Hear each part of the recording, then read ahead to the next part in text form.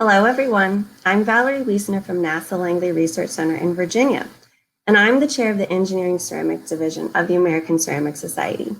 It is my great honor to facilitate today's opening ceremony, followed by the Mueller Award and plenary Part 1 lectures at this year's 45th International Conference and Exposition on Advanced Ceramics and Composites, or as we like to call for short, ICACC.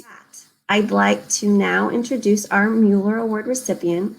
Of course, this is a very important ECD honor. The award itself is named to honor the enormous contributions of Professor James Mueller to ECD and the field of engineering ceramics.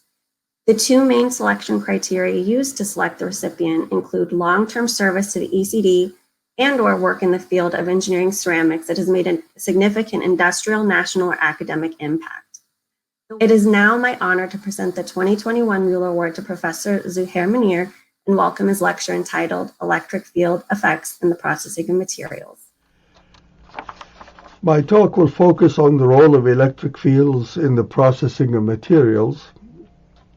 It will include a fairly wide spectrum of observations. The talk will cover a short overview of previous observations. This will be followed by our own observations, which will be presented in two segments. The first will be on general topics of field effects, and the second will be primarily focused on the spark plasma sintering process, as I will show the details in the following slides. The list here represents topics that I call general studies, and I will go through them subsequently.